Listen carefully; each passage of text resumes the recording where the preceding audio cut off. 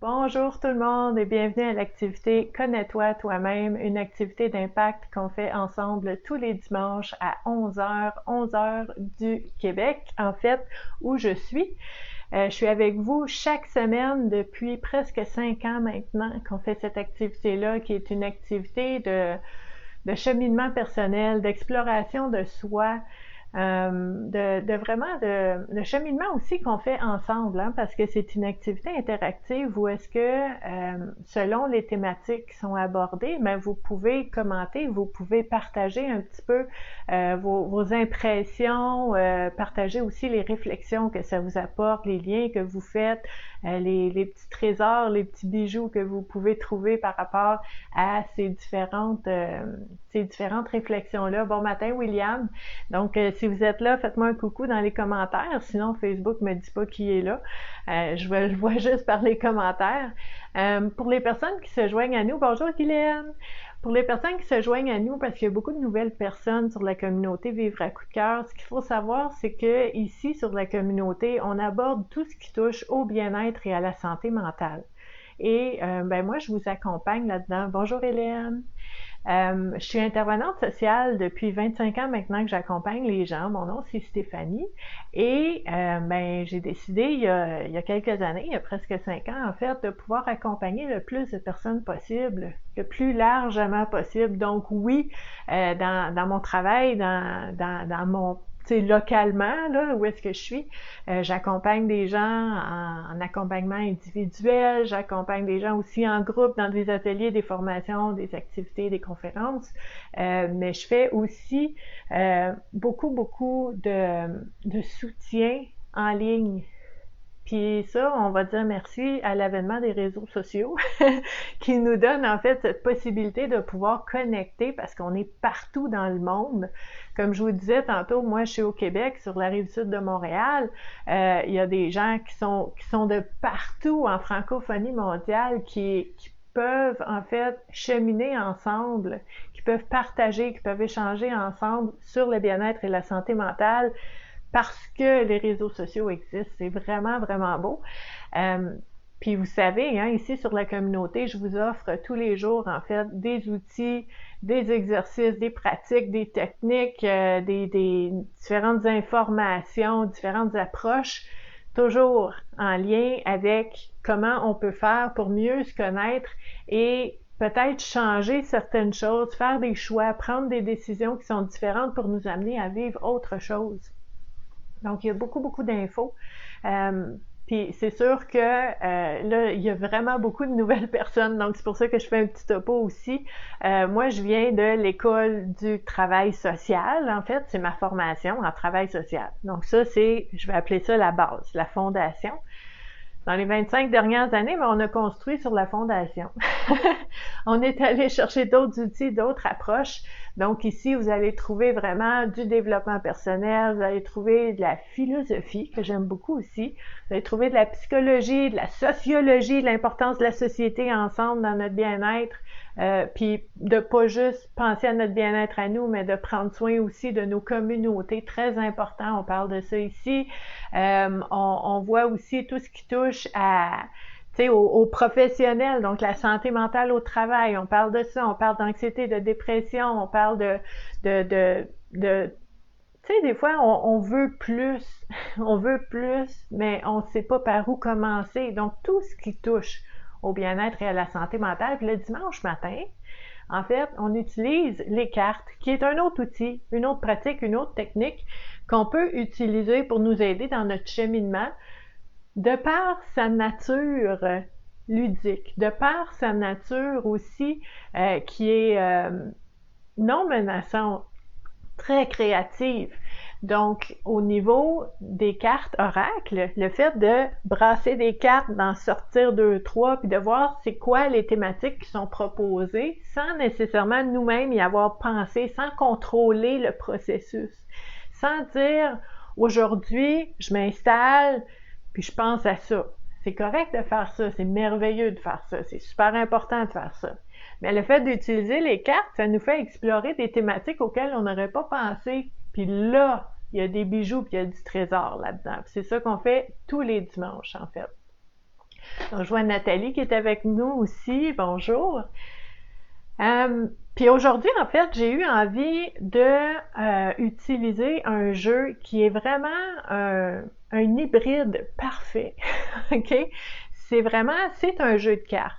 C'est un jeu de cartes où est-ce qu'on va aller chercher la spontanéité, on va aller chercher la créativité, on va aller explorer des zones auxquelles on n'aurait pas pensé aujourd'hui, comme on fait toutes les semaines. Mais c'est un jeu qui est vraiment très, très ciblé au niveau de notre expérience intérieure, au niveau aujourd'hui des blessures qu'on va regarder. Donc, c'est très, très axé sur la psychologie, l'exploration de soi, sur aussi la capacité de voir les choses autrement, très important. Bonjour Elena. Donc, je trouvais ça le fun pour les personnes qui se joignent à nous de voir un exemple de comment on peut utiliser vraiment concrètement des jeux qui sont, oui, tu sais, ils vont être dans la section peut-être spiritualité de ton magasin préféré, mais c'est très, très, très utile et très important pour notre cheminement personnel aussi. Donc, on va utiliser le jeu de Anna Sandrea qui est guérir de ses blessures émotionnelles. Regardez la largeur de ce boîtier-là. Il y en a de la carte là-dedans. Il y a un livret là-dedans pour nous aider. Et en fait, petite parenthèse que je vais rappeler à la fin aussi, parce que peut-être que des personnes vont se joindre à nous plus tard. Si ce jeu-là, c'est un jeu qui vous intéresse, ben vous allez pouvoir aussi aller voir sur ma chaîne YouTube, il y a une playlist qui s'appelle Oracle Tube. Et sur cette playlist-là, la première vidéo qu'on a faite, Oracle Tube, c'était sur ce jeu-là. Donc, vous allez voir vraiment tout ce qu'il y a dans le boîtier, comment on peut l'utiliser, puis tout ça. Si ça vous intéresse, allez voir cette vidéo-là. Aujourd'hui, ben c'est pas ça qu'on fait. Aujourd'hui, en fait, vous entendez, il reste des choses dans le boîtier qu'on n'utilisera pas aujourd'hui. Aujourd'hui, on n'utilise pas le livret. Aujourd'hui, on n'utilise pas des cartes qui sont dans le jeu, qui sont là pour nous donner des outils, des exercices à faire pour nous aider avec nos blessures. On n'utilise pas ça aujourd'hui. Aujourd'hui, on va utiliser des cartes de blessures.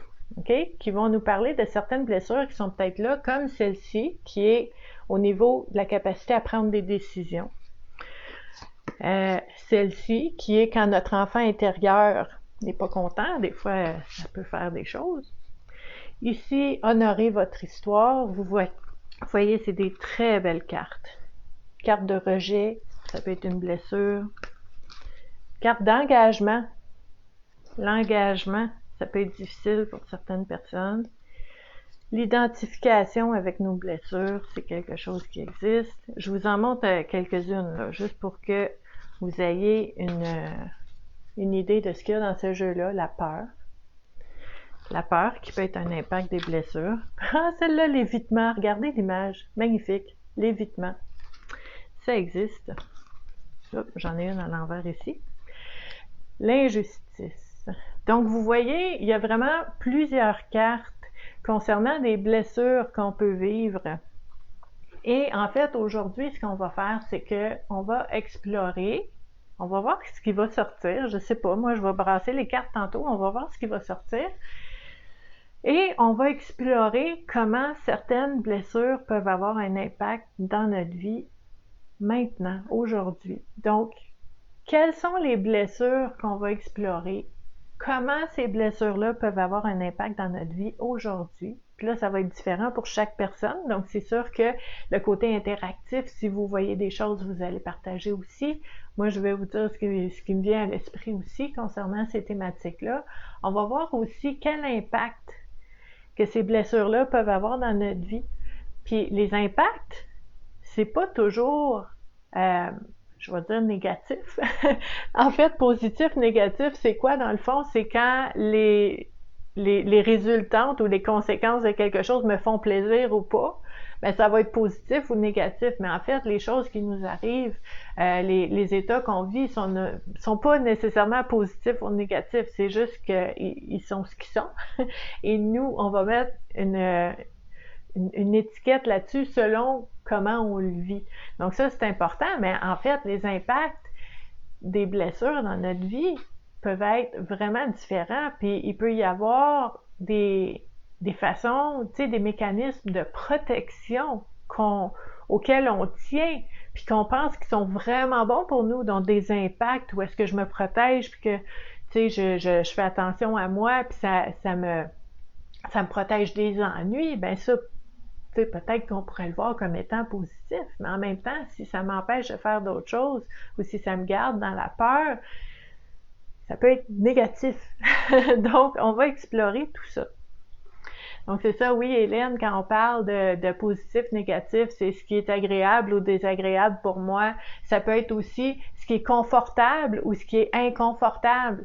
Puis peut-être que vous l'avez déjà vécu, il y a certaines situations qu'on vit des fois où est-ce qu'on dit « Ah, j'aime pas ça, je suis pas bien, c'est tellement inconfortable », mais au fil du temps, à naviguer à travers ça, on se rend compte que c'était vraiment une bonne chose. Ça amène des nouvelles situations, une nouvelle façon de voir la vie, puis ça va vraiment améliorer la vie. Donc, même si c'est inconfortable, ça veut pas dire que c'est pas bon.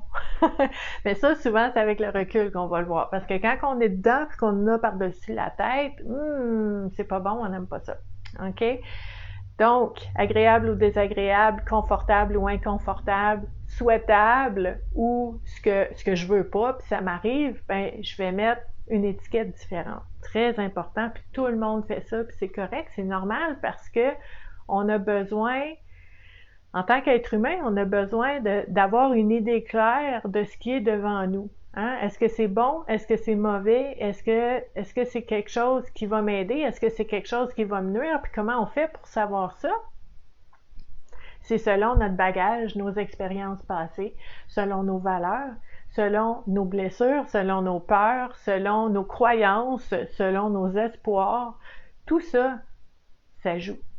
Donc, c'est sûr que d'une personne à l'autre, des personnes qui vivent un même événement vont le vivre de différentes façons à cause de tout ça. Donc, on va voir ce qu'on a ici. On va brasser les cartes. C'est drôle parce que les cartes sont vraiment larges, puis moi, j'ai des petites mains, fait que je suis vraiment étirée au max, là. C'est pas facile à brasser, mais c'est un jeu très, très, très précieux pour explorer les blessures. Puis même, je vous dirais, on a une ici, je vous dirais que personnellement, personnellement et professionnellement, j'utilise ces cartes-là pour explorer différentes thématiques quand j'en ai besoin, mais j'utilise aussi ces cartes-là dans des accompagnements individuels avec des personnes aussi. Quand ils aiment ça, les personnes, quand ils veulent se prêter au jeu et d'explorer un petit peu les choses autrement, ben c'est un jeu que j'aime bien sortir aussi avec les gens que j'accompagne. Donc, j'en ai une deuxième ici. On va voir ce qui sort comme blessure. Alright.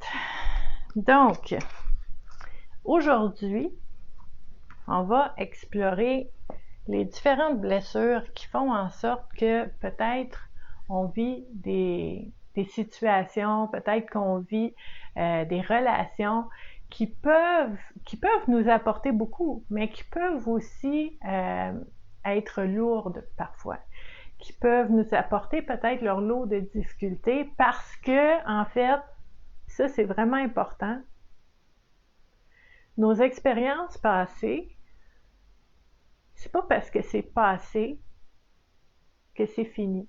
OK? Je vous explique, c'est que vous pouvez avoir vécu une expérience dans le passé et cette expérience-là vous a marqué. C'est important pour vous. Puis comment on fait pour savoir si pas une activité, mais si un événement ou une situation vous a marqué est importante pour vous? Je vous propose une activité, en fait, que vous pouvez faire, une réflexion, qui est vraiment de dire, OK, là, je me prête au jeu, puis, mettons, comme moi, j'ai 45 ans, je vais dire, OK, je commence à zéro,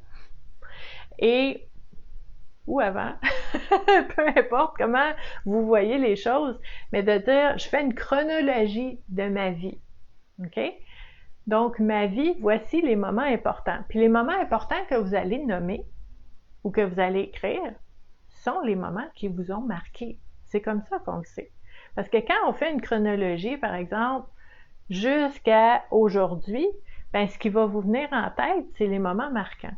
Et ces moments-là vous ont marqué parce que à ce moment-là, il y a eu quelque chose d'important qui s'est installé, ou est-ce qu'il y a une croyance qui s'est installée, ou est-ce qu'il y a une valeur qui a été soit amplifiée, puis qui a été respectée, puis qui a été répondue, ou une valeur qui a été offensée, qui a été brimée.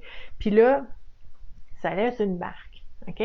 Puis en même temps, c'est que derrière cette marque-là qu'on porte en nous à cause de ces expériences-là, ben ça peut amener à des blessures qu'on porte en nous aussi.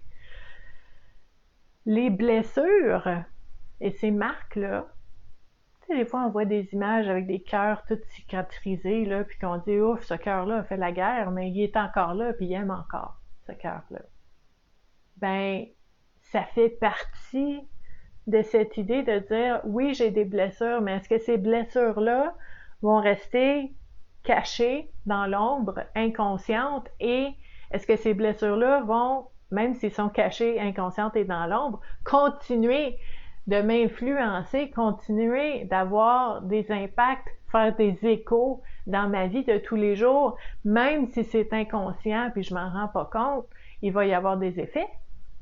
Ou est-ce que ça me tente d'aller explorer ces blessures-là, d'aller mettre la lumière dessus, de comprendre les choses autrement, d'essayer de voir les choses, d'essayer de voir clair pour mettre la blessure à la lumière, devenir conscient de cette blessure-là. Puis ce qui est vraiment, vraiment magnifique quand on fait ça, c'est que ça ne disparaît pas. Tes blessures ne vont pas disparaître. Les expériences que tu as vécues ne vont pas être supprimées. C'est arrivé, ça l'a laissé une cicatrice, ça l'a laissé une blessure, la blessure, elle est là. Mais quand tu es conscient que tu as une blessure, puis la meilleure image que j'ai pour illustrer ça, puis je le vois aussi en moi-même, puis je le vois aussi dans les personnes autour de moi, on apprend à connaître notre monde aussi, puis quand les gens nous le disent, on les écoute, on les entend, puis on comprend, on sait maintenant où sont les blessures. C'est comme si chacun de nous avait des boutons, hein? Tu sais, quand tu pèses sur ce bouton-là, puis là, ça fait mal, la blessure est activée.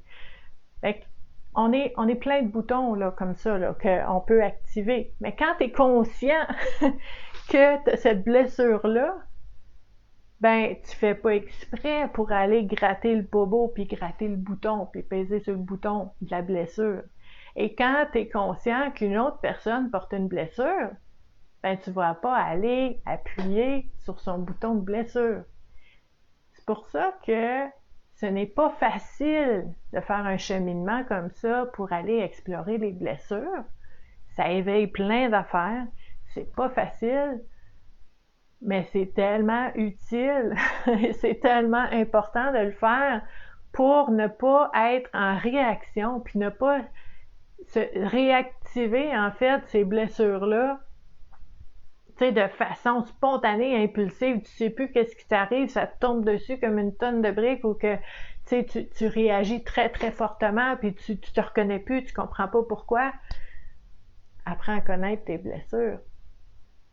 Ça fait pas du bien faire ça.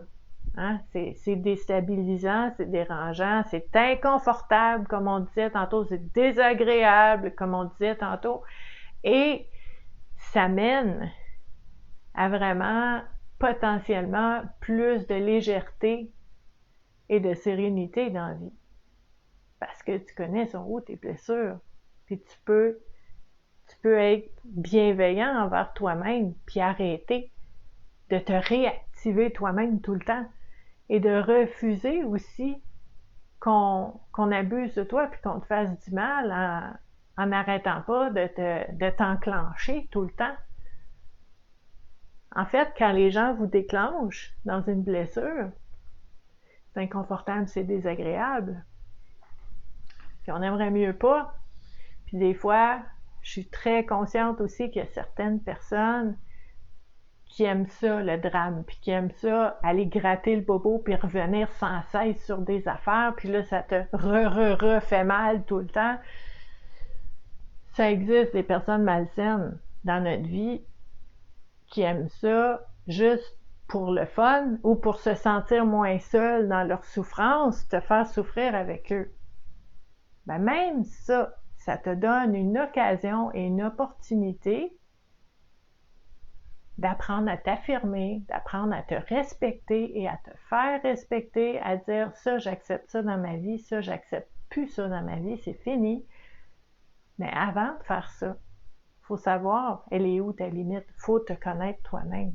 Donc, au début, on regarde à l'extérieur puis on veut faire du ménage, mais c'est pas ça. Au début, c'est apprends à te connaître. C'est toi le... T'sais, on n'est pas le centre de l'univers, là, c'est pas ça que je veux dire, mais je veux dire, tu es le centre de ta vie à toi. Puis tout part de là, en quelque part. Donc, c'est super important d'apprendre à se connaître soi-même. Puis si on regarde les différentes thématiques qui nous se sont proposées, en fait, aujourd'hui à explorer, la première qui est sortie, c'est vraiment une belle image, vous regarderez ça, c'est l'image de la culpabilité. Tout le monde pointe le doigt sur cette personne-là. Elle regarde en bas, elle regarde ses mains, elle se sent coupable. OK? La culpabilité. Moi, ce que je vous propose comme réflexion concernant la culpabilité, c'est vraiment de regarder à l'intérieur de soi avec un regard très bienveillant et très honnête. Il faut être très honnête envers soi-même, sinon ça donne rien. Si on se ment, ça donne rien, ça change rien. D'être très, très, très honnête envers soi-même et de dire, est-ce que je porte le fardeau de la culpabilité? Est-ce que je suis coupable de quelque chose? Est-ce que je mérite d'être mis de côté, d'être rejeté, d'être abandonné, d'être jeté au trou parce que j'ai fait quelque chose de très mal et je m'en veux? Parce que la culpabilité, il y a ça, OK?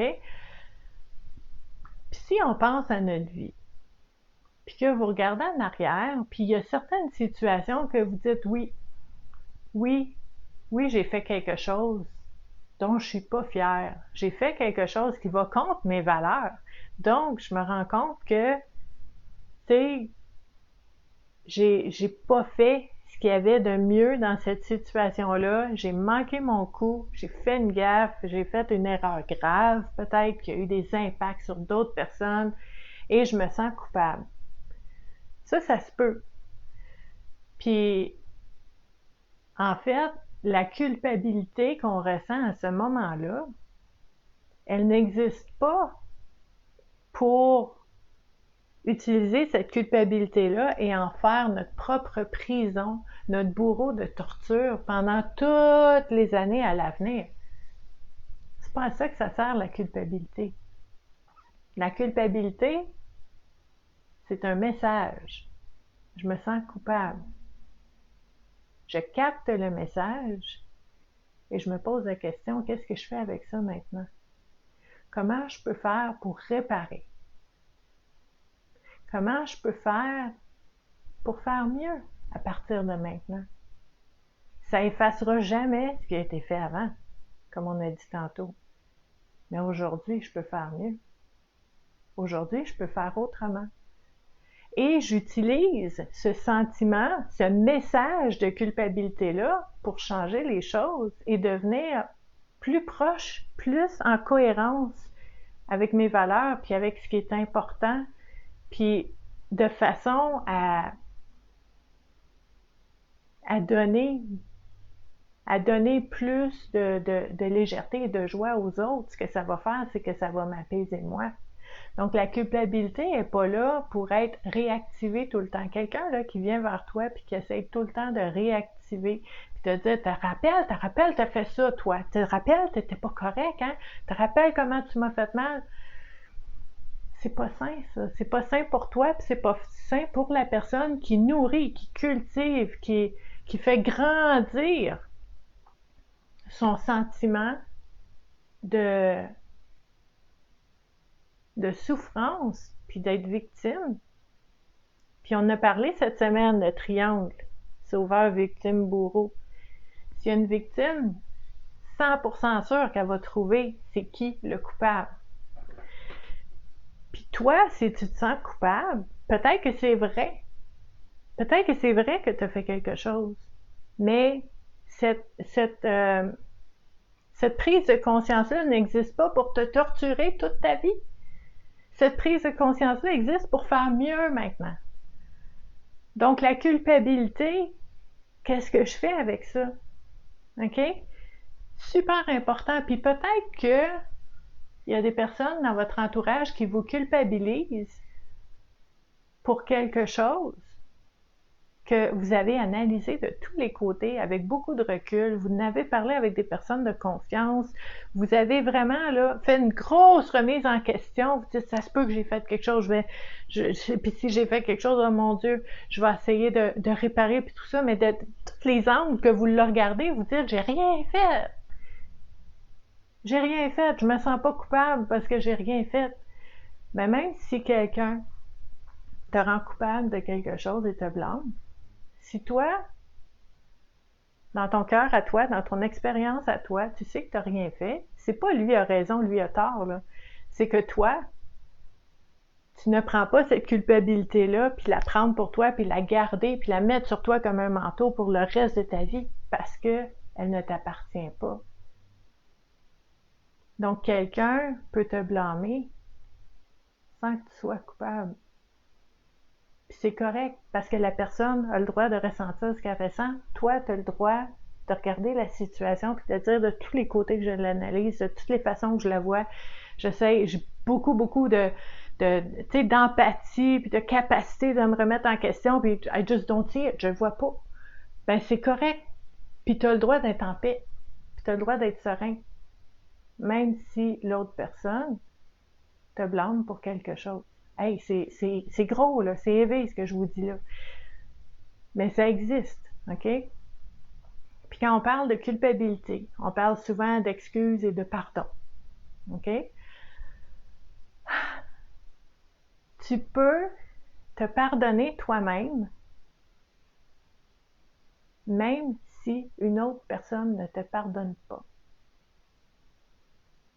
Parce que le pardon, c'est juste de se libérer. C'est d'enlever les chaînes, de se sortir de prison pour se donner la chance de faire mieux, de faire autrement maintenant. Donc, quand on parle de pardon, hein, puis là, je sais, là, c'est épineux comme sujet, puis quand je rencontre des gens en individuel, là, ils sont comme « Jamais je vais pardonner telle chose! » C'est correct. c'est correct. Il n'y a pas de souci. Mais éventuellement, peut-être que ça va te tenter de te libérer de cette lourdeur-là.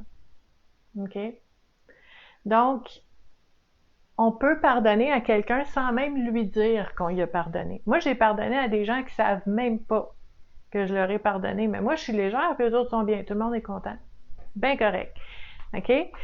Il y a des gens que peut-être que, je sais pas, c'est compliqué des fois, hein, les pardons avec des personnes qui sont soit déménagées très, très, très loin, ou qu'on voit plus, ou qu'on a perdu de vue, ou des personnes qui sont décédées, puis là, tu te dis, mon Dieu, faudrait que je me fasse pardonner, mais je peux pas faire des excuses à personne, ils sont plus là. Pardonne-toi à toi-même. Ça aussi, ça existe, puis t'es pas obligé de le dire à personne. Je me suis pardonnée, j'ai créé de l'espace pour faire mieux et bien à partir de maintenant. La légèreté, comme William dit. Puis c'est spécial, hein?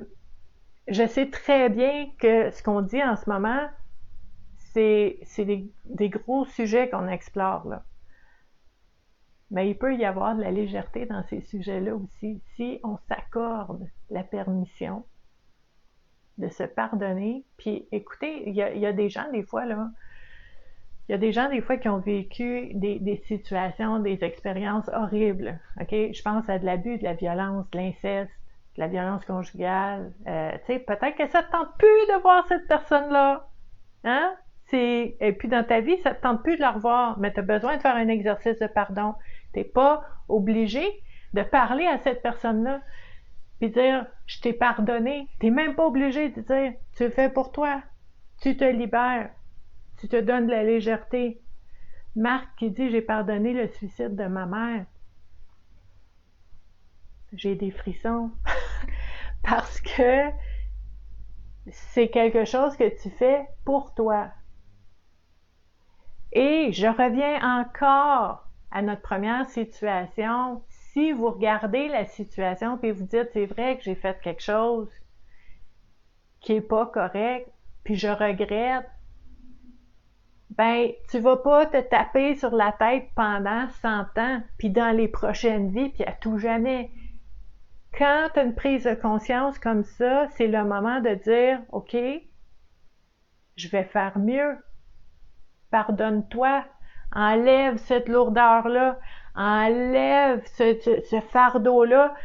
Pardonne-toi. Sois plus léger pour avoir encore plus d'espace pour donner puis faire mieux à l'avenir. » C'est à ça que ça sert, le regret. C'est à ça que ça sert, le pardon. C'est tellement, tellement, tellement important. Puis, le pardon de soi-même, c'est pas facile à faire, surtout quand il y a quelqu'un qui nous blâme encore. Mais c'est possible. C'est possible parce que c'est toi en face de toi. Si toi, tu te regardes dans le miroir, tu te regardes dans les yeux, puis tu es OK avec toi-même. Parce que t'as pas la tête dans le sable, tu sais ce que tu as fait. Mais tu sais qu'à partir de maintenant, aujourd'hui, puis à tous les jours, tu donnes, tu aides, tu soutiens, tu fais mieux. C'est ça aussi. OK? Puis je vous dis ça, c'est pas du tout facile à faire. OK? Surtout quand il y a un gros morceau, un gros noyau, là, ça prend du temps. Mais heureusement, c'est pas une course. C'est correct. On peut prendre notre temps. Mais juste d'ouvrir une brèche puis d'explorer la possibilité de voir la culpabilité autrement. La culpabilité, si toi tu te sens coupable, là, c'est pas une sentence à vie. C'est un message qui dit « do better ». Fais mieux la prochaine fois. Arrête de faire ça. Puis là, la culpabilité peut s'apaiser parce que t'es plus cette personne-là, tu fais plus ça. Donc, la culpabilité peut être quelque chose de très transformateur si on arrête de se torturer avec. Si on arrête de torturer les autres avec. OK? Mais même si quelqu'un te torture avec ça, t'es pas obligé de le prendre. Hein? Je vous ai déjà fait l'exercice, je vous disais, mettons, je sais pas moi, mettons j'ai la carte ici, puis je vous dis, hey, prends ça, je te donne une carte. T'es pas obligé de la prendre. Si quelqu'un veut te donner quelque chose, à qui ça appartient, cette chose-là? À la personne qui veut te le donner. T'es pas obligé de le prendre. Si tu prends pas, t'es coupable. Si tu le prends pas puis tu dis, je comprends que toi tu le vois comme ça, mais moi, soit que oui, je me sens coupable et je vais faire autrement maintenant, je vais faire mieux maintenant, ou je le vois pas comme ça, puis non, je suis pas coupable de ça, je le prends pas, ce cadeau empoisonné-là, je le prends pas. Vous avez le droit de faire ça. Les gens peuvent penser ce qu'ils veulent, ils peuvent vivre ce qu'ils veulent. Nous, on pense qu'on pense, puis on croit ce qu'on croit. Puis c'est vraiment selon toujours nos croyances, nos valeurs, nos expériences passées, les blessures qui sont réactivées. C'est super important. C'est super important de l'explorer, ça. Donc, si vous avez d'autres situations, vous pouvez y aller de façon très hypothétique, hein, de dire, par exemple, OK, je comprends ce que tu dis, Stéphanie, mais dans telle situation, quand il arrive telle affaire, puis une personne te dit ça, puis là, toi, tu te souviens, tu as fait ça, puis là, tu te poses des questions, est-ce que je suis coupable, est-ce que je suis pas coupable? Vous pouvez poser la question et dire, je demande pour un ami, je demande pour mon voisin. c'est bien correct, hein? Parce que le fait d'échanger là-dessus, ça nous permet d'ouvrir un petit peu puis de voir les choses autrement. Parce que la culpabilité, c'est un fléau, je vous dirais. Puis tant qu'à moi, là, je vous parle d'une façon de voir les choses très, très personnelle, là, mais tant qu'à moi, la culpabilité, à part d'être un message, là, d'être un signal d'alarme pour dire qu'il y a quelque chose qui se passe, fais un choix, choisis de voir les choses autrement, ou choisis de réparer, ou choisis de te pardonner, mais fais, tu sais, comme un message qui nous amène à une action, puis qu'après ça, la culpabilité, pouf! Et puis là, elle a passé son message, c'est fini. Ça, pour moi, ça fait beaucoup de sens. C'est une belle énergie à donner à ce sentiment de culpabilité qui peut être très positif, qui peut amener des belles choses. Mais de se torturer pendant des jours, des mois puis des années, je suis désolée, moi j'embarque pas là-dedans. Parce que c'est pas bon pour personne. Et à mon sens, à moi, ce n'est pas la fonction de la culpabilité. Ce n'est pas ça la fonction, à mon sens, à moi. Donc, c'est quelque chose à explorer. Peut-être que vous ne voyez pas les choses comme moi, puis c'est bien correct. Mais moi, je propose juste différentes façons de voir les choses. On aurait pu en parler longtemps, mais on a quand même 2 autres thématiques à explorer. Donc, une autre blessure qu'on peut explorer dans notre vie, si elle est activée ou pas, on ne sait pas, c'est, wow, regardez cette image-là, l'auto-sabotage. L'auto-sabotage. Ça, là, c'est comme des petits bonhommes, là, qui peuvent être vrais. Hein? Il y a des personnes autour de nous, des fois, qui vont nous faire douter de nous-mêmes, qui vont nous amener dans un élan d'auto-sabotage. Mais des fois, moi, je me souviens des moments dans ma vie, j'avais même pas besoin de quelqu'un d'autre pour faire ça. J'étais bien capable de m'auto-saboter moi-même. Hein? Un talent inouï pour pouvoir me mettre les 2 pieds dans un plat. Ça existe.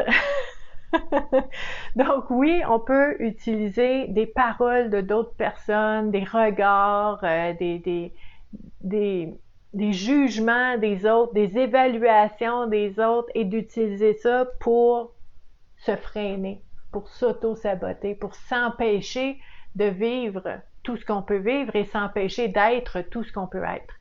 Ça peut être dans les personnes autour de nous. Puis ça, je vous dirais que ça peut être actif dans votre vie tant et aussi longtemps que vous n'êtes pas conscient que ça existe dans votre vie.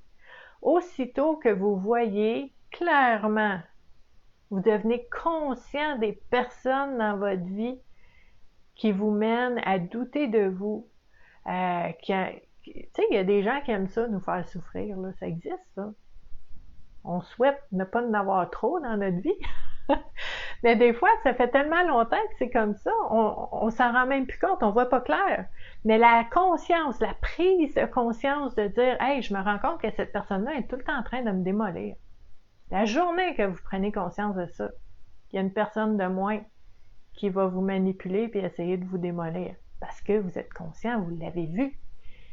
Il y a la lumière dessus, elle n'est plus cachée, elle fait plus ça par en arrière, là. Tout est au grand jour. Puis là, tu peux choisir autrement. Donc, quand je vous parle de l'importance de regarder les relations dans notre vie, les relations au travail, avec les collègues, avec les patrons, les bénévoles, les clients, les partenaires, les collaborateurs, toutes ces relations-là. Si je regarde mes relations avec mes voisins, mon voisinage, ma communauté, je regarde mes relations avec mes amis, puis je sais pas si c'est comme ça pour vous, mais moi, dans le passé, parce que ça fait longtemps là, que je regarde mes relations, puis que j'essaie d'être consciente, puis je scanne régulièrement. Mais avant, quand je faisais pas ça, puis que j'étais vraiment dans le pilote automatique des personnes qui ont toujours été là, ben je me suis rendu compte, quand j'ai commencé à faire ces exercices-là, qu'il y a des amis qu'on appelle amis, que jamais un ami te traiterait comme ça. Tu regardes la façon que les personnes te traitent, puis tu dis, hey, moi, je traiterais quelqu'un que j'aime pas comme ça. Je traiterais mon ennemi comme ça, puis cette personne-là se dit mon ami. Ça compute pas, là. ça, ça fonctionne pas, OK?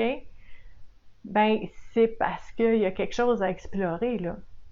Puis dans nos relations, le fait de voir, oui, nos amis, nos relations amoureuses avec les enfants, avec les parents, la parenté, la famille, tout explorer ça, puis de dire, dans ma vie, est-ce que j'ai des gens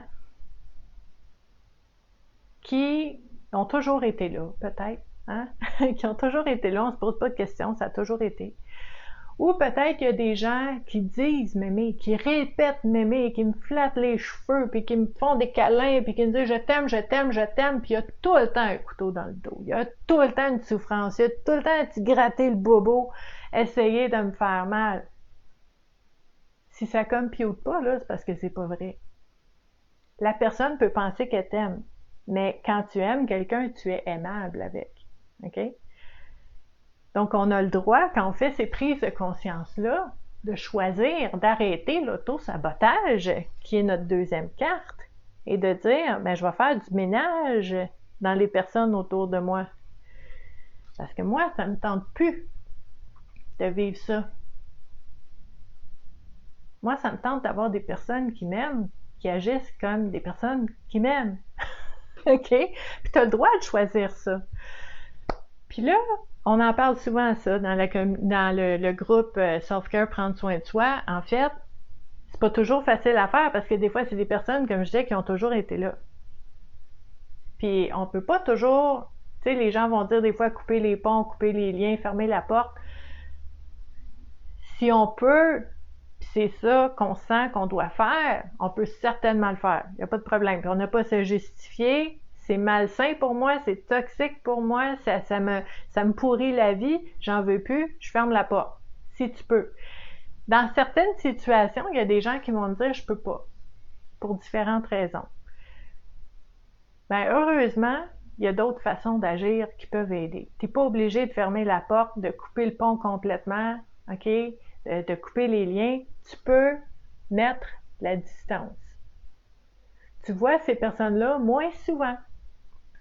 Quand ils t'appellent, oh, c'est dommage, je suis occupée. OK? Puis tu choisis ce que tu veux faire avec ton temps, puis ton énergie, puis comment tu veux être traité, puis dans quelle relation tu veux être, puis quelle relation tu veux nourrir. Parce qu'elles sont nourrissantes. OK?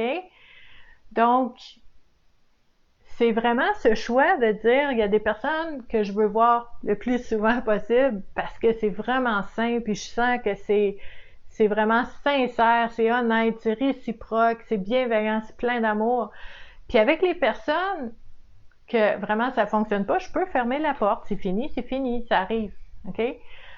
C'est peut-être mon petit côté Capricorne, là, mais quand c'est fini, c'est fini. Sauf que des fois, il y a certaines personnes où est-ce que c'est plus nuancé, c'est plus compliqué, puis c'est correct parce que là, on peut les voir moins souvent, OK?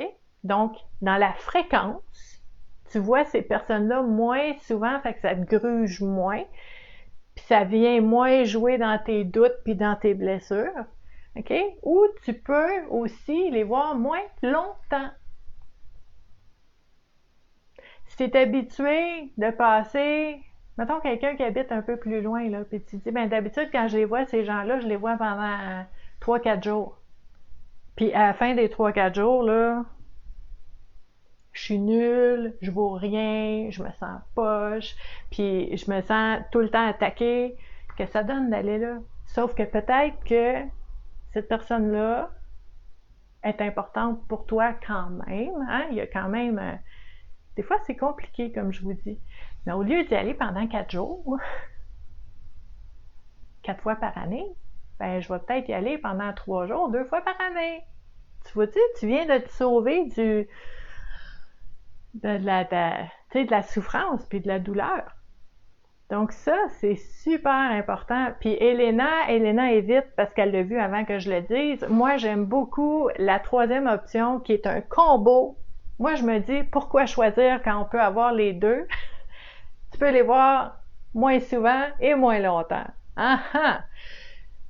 Comme ça, ben, tu t'assures d'être avec des personnes qui te font du bien. OK? Donc, l'auto-sabotage. Mais il y a l'auto-sabotage aussi qu'on se fait nous-mêmes.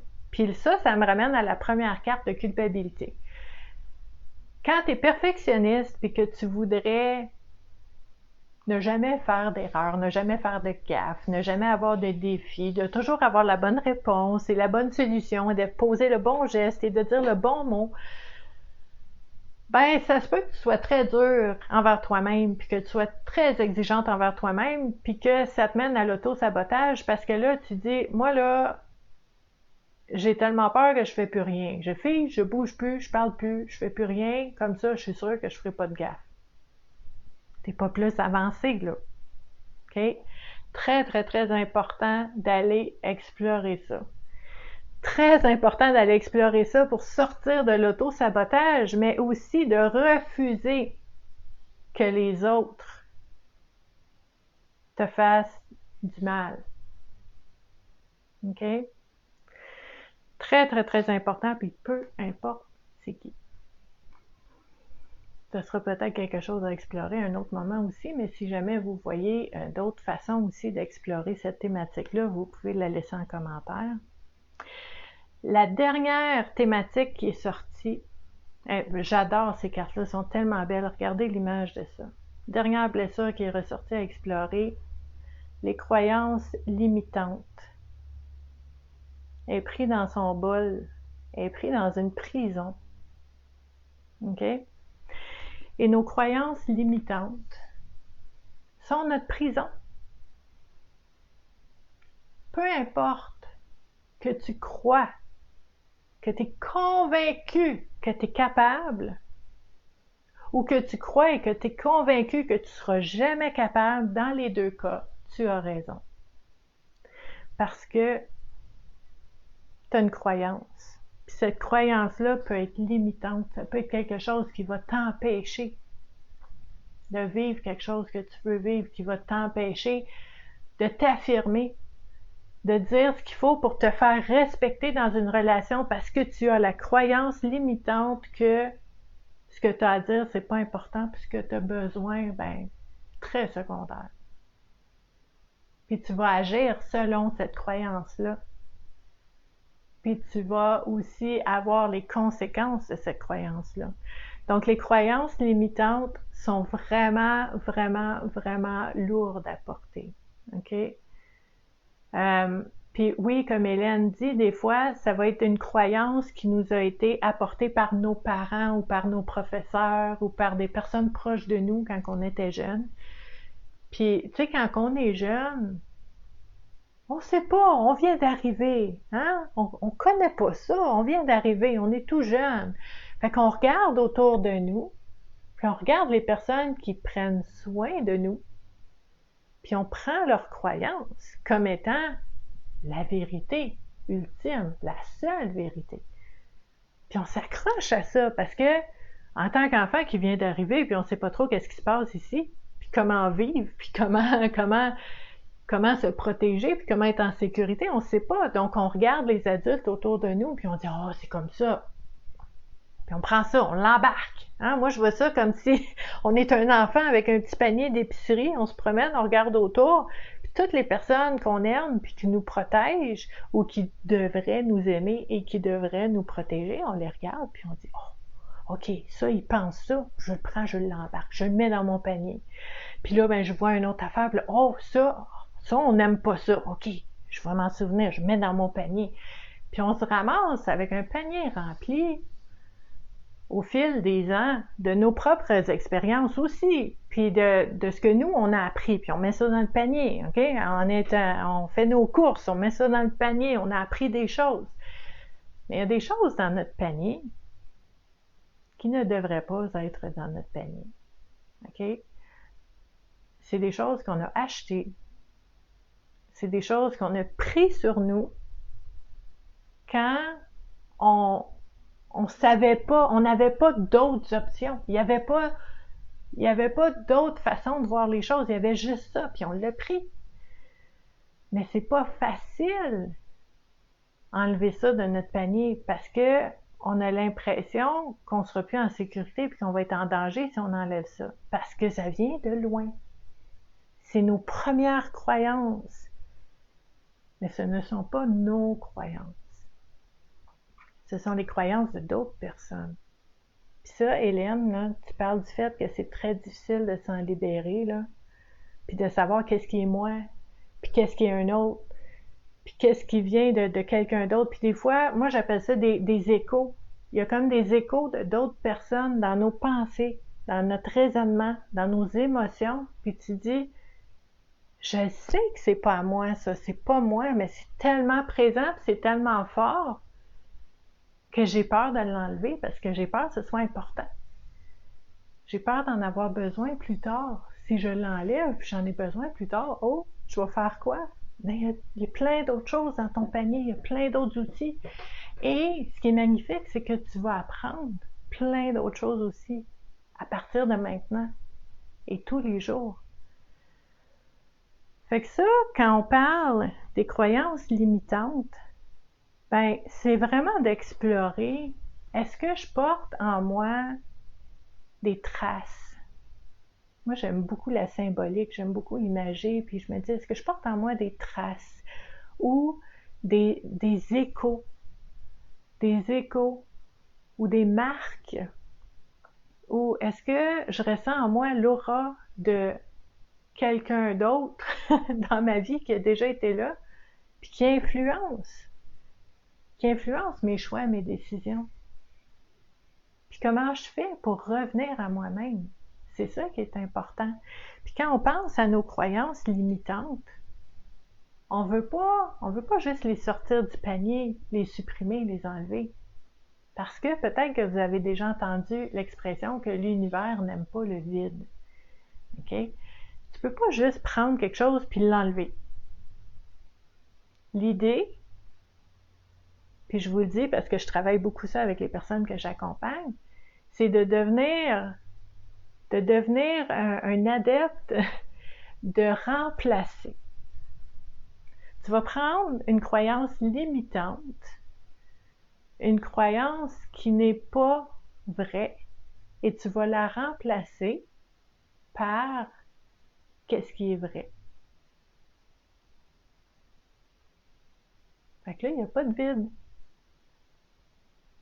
Tu continues, mais en remplaçant certaines choses. C'est comme ta voiture.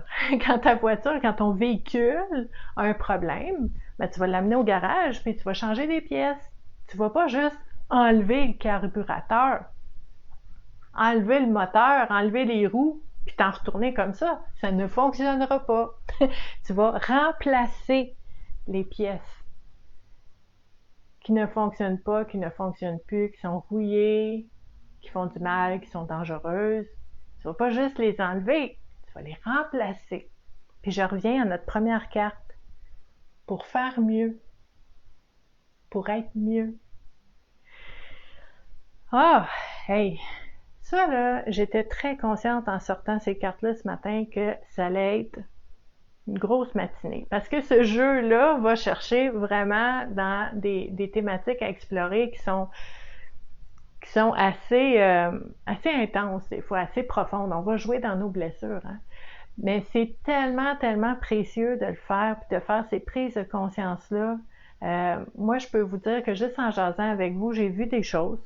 J'ai vu passer des choses, j'ai fait des déclics, hein?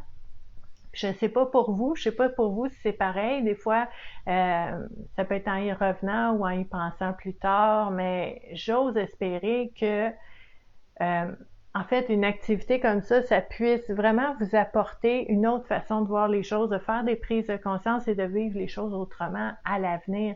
Parce que ce qu'on a toujours eu ou ce qu'on a toujours été, ce n'est pas garant de ce qui va toujours être. Puis ça, c'est important qu'on s'en rappelle. OK? Donc, si vous avez des questions, si vous avez des mises en situation ou des des exemples que vous voulez qu'on explore selon ces trois thématiques-là, ça va me faire plaisir. N'hésitez pas aussi à, si vous comprenez pas quelque chose ou s'il y a quelque chose qui est pas clair, n'hésitez pas.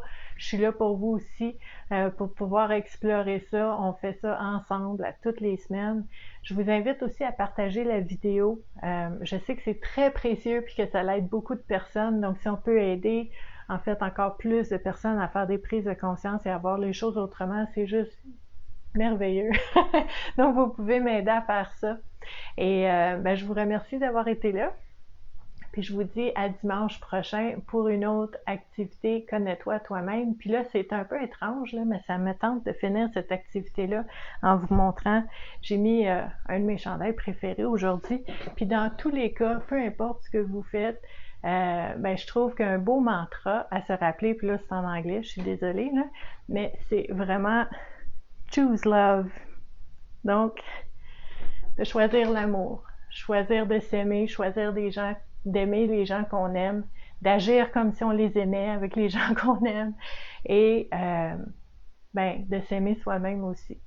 Donc, merci beaucoup d'avoir été là et je vous dis à la semaine prochaine. Bye!